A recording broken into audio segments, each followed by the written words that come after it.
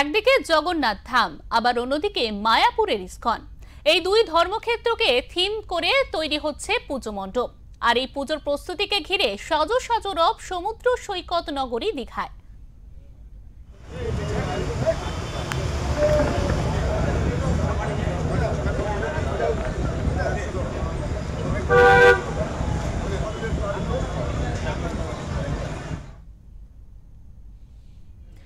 এবার ৭৯তম বর্ষে পদার্পণ করল ঐতিহ্যবাহী প্রাচীন দীঘা সার্বজনীন দুর্গা ও লক্ষ্মী পুজো কমিটির দুর্গোৎসব।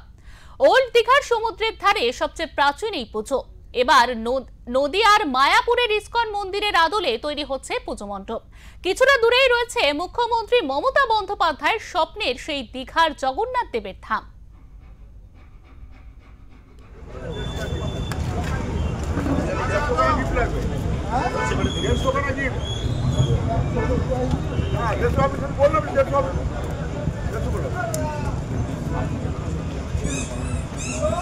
আমাদের দীঘা সার্বজনীন দুর্গা ও লক্ষ্মী পূজা কমিটি এবছর ৭৯তম বর্ষে পদার্পণ করল। তো দীঘার সবচেয়ে পুরনো পুজো এটা। আমাদের পুজোর এখানকার যত বিশিষ্ট মানুষ আছে সবাই এই পুজোর সাথে যুক্ত আছে। আমরা গত কয়েকদিন ধরে কয়েকবার আমরা সভা করেছি। আমাদের পুজোর যে কী হবে সেটা আগে থেকে আমরা জানিয়ে দিয়েছি।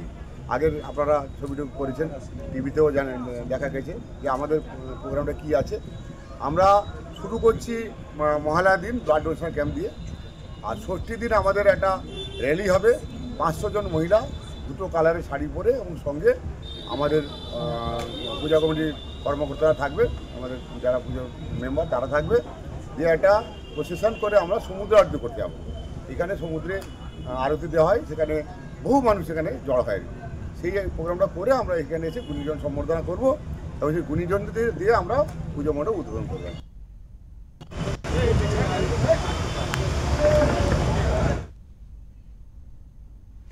উদ্যোক্তা এবং সংস্থার সম্পাদক সুশান্ত পাত্র জানিয়েছেন, এই মণ্ডপে এলে মায়াপুরের ইস্কন মন্দির ও দীঘার জগন্নাথ দেব ধাম দুটো ধর্মক্ষেত্রই সাধারণ মানুষ সহ পর্যটকেরা উপভোগ করতে পারবেন।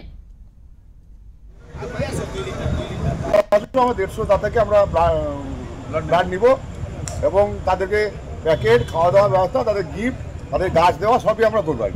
সঙ্গে আমাদের যতজন সদস্য আছে অন্তত কম করে ১৫০ জন সদস্য থাকবে, তারাও এখান থেকে খাওয়া দাওয়া করবে।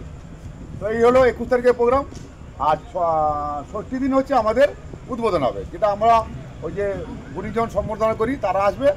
আমরা ৫০০ মহিলাকে এবার রাখছি ওই আমাদের সমুদ্র আরতি করতে হবে। আগে সমুদ্র আরতি হবে ৪টা থেকে আমরা ডাকবো, ৫টার থেকে আমরা প্রসেশন শুরু করবো, দিলে আমরা ৬টা থেকে পৌঁছে যাবো। ওখানে ৬টা থেকে সমুদ্র আরতি শুরু হবে। তারপর এসে গুণীজন সম্বর্ধনা ওদেরকে দিয়ে আমরা মঞ্চ উদ্বোধন করবো, প্যান্ডেল উদ্বোধন করবো। তারপর আমাদের সাংস্কৃতিক অনুষ্ঠান যেমন আছে, বিভিন্ন স্কুলের প্রোগ্রামগুলো আছে তারা করবে সেদিন। এটা ষষ্ঠী দিনের প্রোগ্রাম। আর সপ্তম দিন প্রোগ্রাম আছে। কী আছে বলুন সপ্তম দিন?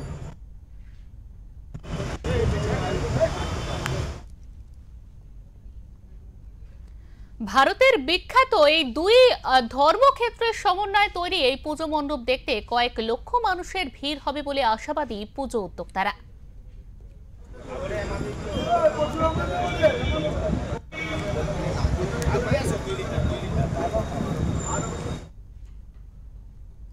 পূর্ব মেদিনীপুর থেকে প্রদীপ মাইতের রিপোর্ট, ওঙ্কার বাংলা।